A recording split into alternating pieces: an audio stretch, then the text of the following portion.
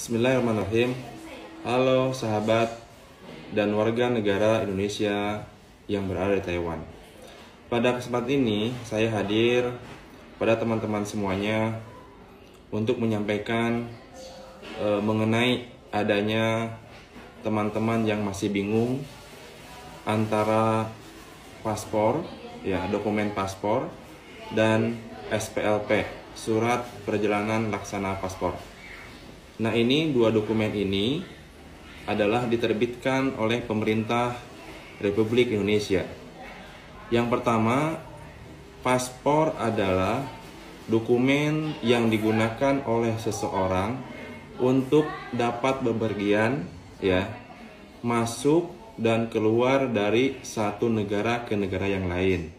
Contoh, saya warga negara Indonesia yang masuk ke Taiwan harus menggunakan paspor.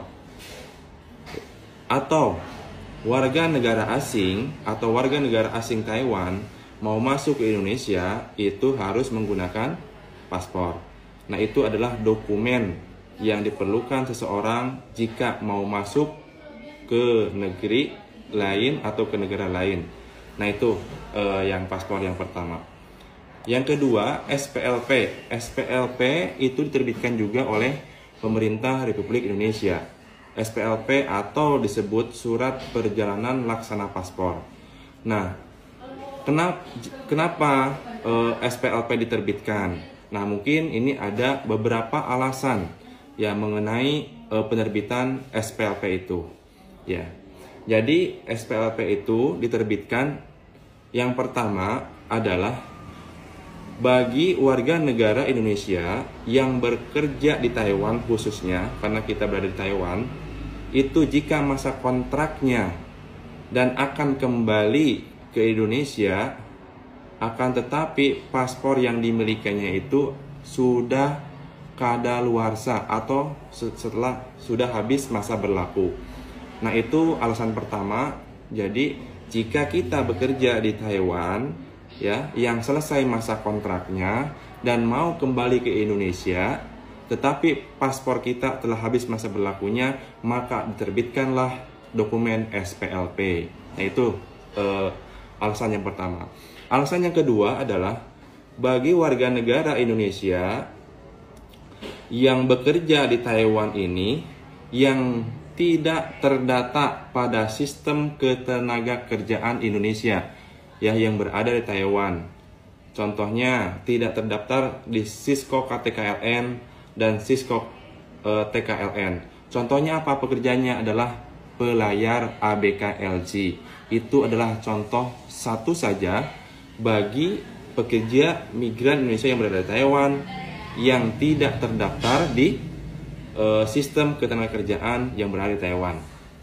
Yang ketiga, alasan yang ketiga adalah bagi warga negara Indonesia yang berstatus WNI undocument. Jadi yang berstatus warga Indonesia yang ada di Taiwan yang tidak mempunyai dokumen atau dalam status overstayer, status yang kaburan. Nah, itu tidak memiliki izin tinggal kan? Maka jika dia mau pulang meninggalkan Taiwan harus membuat dokumen SPLP atau Surat Perjalanan Laksana Paspor. Itu alasan yang ketiga. Alasan yang keempat adalah WNI yang bermasalah. Bermasalah seperti apa? WNI, warga negara Indonesia atau masyarakat Indonesia yang bermasalah atau berada di penjara. Nah, itu jika teman-teman masyarakat Indonesia yang ada di penjara, nah, jika mau pulang ke Indonesia harus membuat dokumen SPLP atau Surat Perjalanan Laksana Paspor. Jadi teman-teman, mindsetnya dibuka.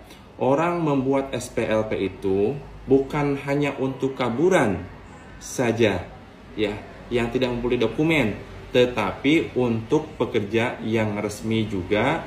Jika mau pulang ke Indonesia, masa kontraknya habis di Taiwan, tetapi masa berlakunya paspornya juga sudah habis, maka jika dia mau pulang ke Indonesia, maka harus membuat dokumen SPLP atau Surat Perjalanan Laksana Paspor.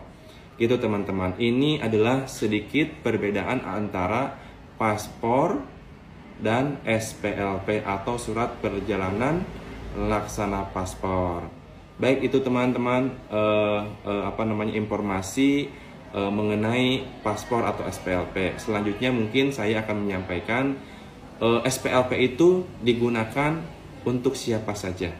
Baik, terima kasih atas waktunya untuk telah menonton video ini. Jangan lupa share ke teman-teman yang jika ada yang membutuhkan.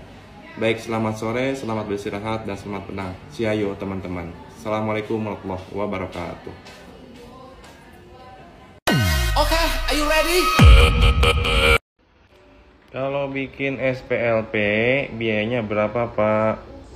Nah, di sini saya akan menginfokan biaya resmi dalam pelayanan keimigrasian berdasarkan surat keputusan KDI Taipei pada tanggal 5 Mei 2019. Nah, di sini pembuatan paspor dikenakan biaya 800 NTD ya. Lalu pembuatan SPLP dikenakan 240 NTD. Yang ketiga, biaya beban paspor hilang. Nah, ini dibebankan biaya 2.200, biaya beban paspor rusak 1.100 NTD. Dan yang kelima, fasilitas keimigrasian atau biaya apidapit itu 900 NTD. Nah, ini biaya yang dikeluarkan oleh pemerintah dari KDI Taipei. Itu ya guys, semoga bermanfaat.